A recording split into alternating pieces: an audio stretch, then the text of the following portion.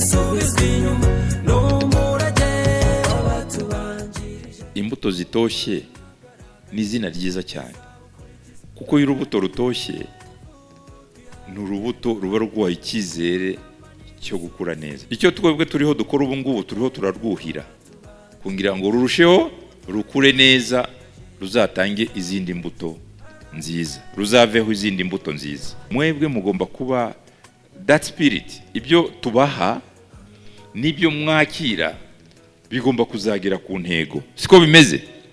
Umuntu agomba kubabonamo ko izi mbuto zitoshye nizo mbuto z'ejo, nizo generation y'ejo, nazo zizavaho izindi mbuto. U Rwanda ruhore rutoshye, ruhore rufite urubyiruko rwiza, imbuto nziza.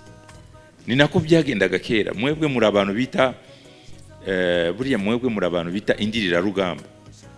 Iyo bakora ibyiciro bishingiye ku myaka y'ubukure, ibyiciro amazina y'intore ashingiye ku myaka y'ubukure, kuva ku rusoro mu nda ya mama wawe kugeza ku myaka 5, byabaga ari ikirezi cy'u Rwanda.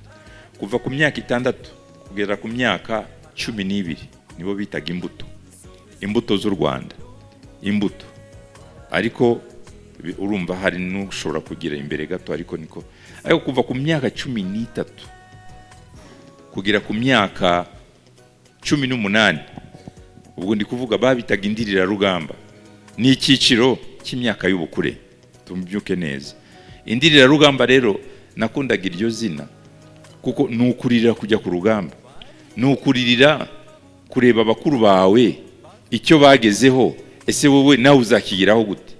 Icyo inkotanyi zagezeho, icyo bababyeyi bawe bagezeho, icyo uyu munsi mbese kugira ishyaka ryo gushyira ikirenge cyawe mu cyabo kugira ngo u Rwanda rutazima. Muri imbuto zitoshye ariko nabonye muri mu myaka y'ubukure y'indirira, mugomba rero kuririra kujya ku rugamba rwo kubaka ibyo bintu byose maze kubabwira. Niyo mpamvu babita imbuto zitoshye. RDF ku rugamba ntidusubizwe inyuma n'umurage w'abatubanjirije, n'uwo twari mwagaragaje tuzawukurikiza.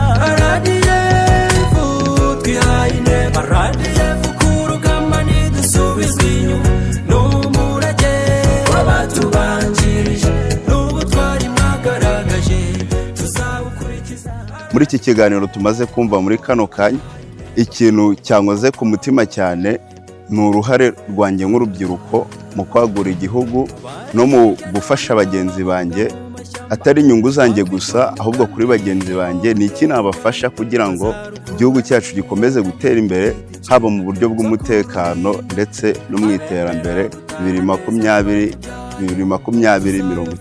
Kimwe mu bintu nungukiyemo cy'ingenzi kuri ngewe ngomba kugenderaho mu buzima bwanjye bwose, icyambere ni umusaruro w'uruhare, icyo mu ndimi z'amahanga icyo twakwita patriotism, gukunda igihugu. Umusaruro wabyo mu gihe wakunze igihugu, ese ni iyihe ngaruka nziza yavamo mu gihe wakunze igihugu?